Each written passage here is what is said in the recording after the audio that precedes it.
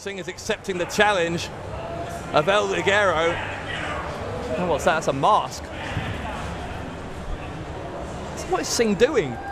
Singh putting a mask onto Zach Diamond, similar obviously to that of El Ligero. And now what? Well, Diamond's out cold. This is completely unnecessary. What kind of human being is RJ Singh? And he picks him up again. Come on. This kid can't defend himself, for pity's sake. Referee Roberts, I think, needs to think about calling this off. Singh with that camel clutch. And a submission from Zach Diamond. RJ Singh making an example out of this FWA adrenaline youngster as he accepts the challenge of El Ligero. Let him go! Let him go! On top of the two huge agenda versus resistance battles already mentioned, the rivalry between RJ Singh and El Ligero will finally reach its epic conclusion. He's trying to cut off those horns. Someone stop this. Hold it. Spud is back. Spud is back. Spud is back. Oh, Spud making a save it. What? Wait, no, wait. Oh, this is weakness. This is weakness. Okay. RJ Singh had those. RJ Singh had those. Can we get some help out here? Get those people coming. Did those citizens inadvertently go in Ligero's face, in his eye? Even Singh's not sure what's happening here. I think Singh was. I'm here with RJ Singh and his director. RJ, at Hope and Glory in August, you denied any responsibility for the injury on El Ligero's eye. Now, after what's gone down at Expo, will you finally admit that you've gone too far? Well, you know, back at New Frontiers, when I interrupted El Ligero's promo, they said, RJ, you've crossed the line. And then at Hotwired, when we cut the horns off El Ligero's mask, they said, RJ, you've crossed the line. And then at Hope and Glory, when El Ligero was accidentally injured, they said, RJ, you've crossed the line. Well, you know what? If people keep telling me, RJ, you've crossed the line, I hear something enough, it's going to become a reality. And I think my actions at the Expo have proven there is no line I will not cross. And so El Ligero, if you're watching this, I have accepted your challenge for European Uprising. I will meet you there face to face because I do not have to hide behind a mask. I have never pretended to be anything other than what I am. You cover your face, you shield yourself from the real world. But I'm going to expose you. I told you over a year ago I would destroy every little piece of originality you had and I would show the world you are what you are. And I'm going to prove to you, I'm going to prove to everyone, for the final time, and take this message, learn it, Ligero, remember it, because the whole world's going to know why Singh is king.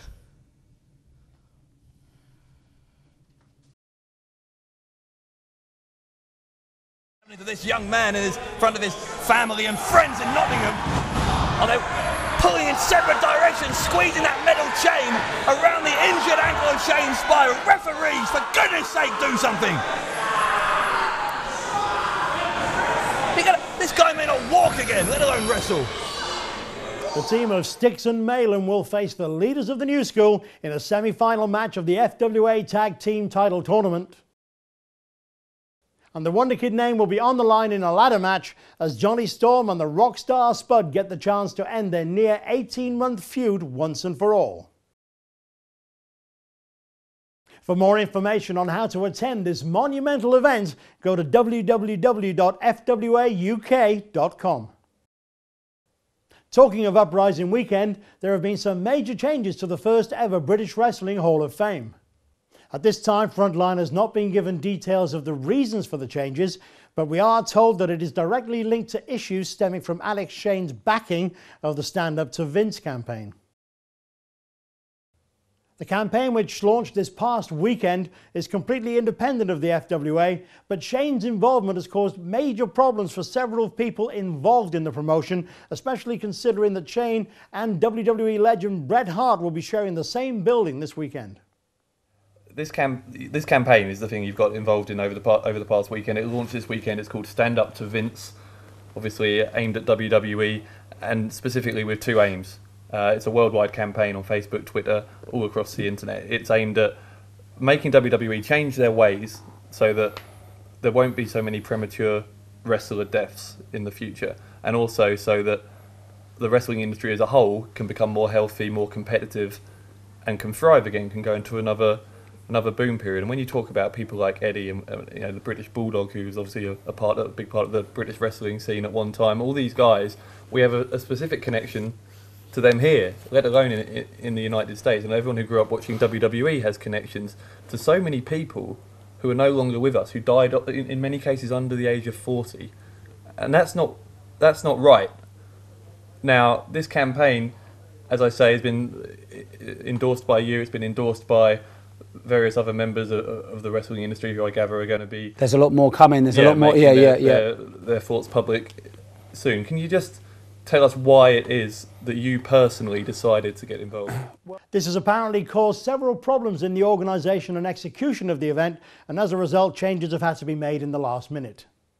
Awards will still be given out on behalf of the British Wrestling Council to several stars past and present, including adding Johnny Saint, Steve Gray and Robbie Brookside to the British Wrestling Hall of Fame, while honouring Bret Hart's match with Davey Boy Smith. This will be done in a scaled-down ceremony, with a decision made to run a much larger Hall of Fame at next March's London Expo event. However, to avoid disappointment, the FWA have now added Johnny Saint versus Steve Gray to Sunday's programme, alongside an appearance by Robbie Brookside. Management believe that this weekend's event will be the most groundbreaking since the relaunch of the FWA, both creatively and from a company standpoint, with several major surprises and changes of approach rumoured to conclude the FWA's first season. Alex Shane did not allude to these changes in his interview, but with a 5-match card, much shorter than a normal FWA show, it's obvious that the company are experimenting with several different ways of the presentation of their product.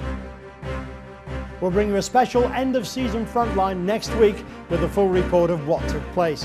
But for those of you who can't wait until then, we invite you to attend this weekend, along with wrestling fans from all over the world. That's it for this week, but be sure to catch next Thursday, as we'll have a full rundown of the weekend's activities and a special look at what major company developments the fans can expect to see as the FWA enters its second season in 2011. Until then, keep checking the FWA YouTube channel for more videos on the run-up to European Uprising. I've been Len Davies and you've been on The Front Line.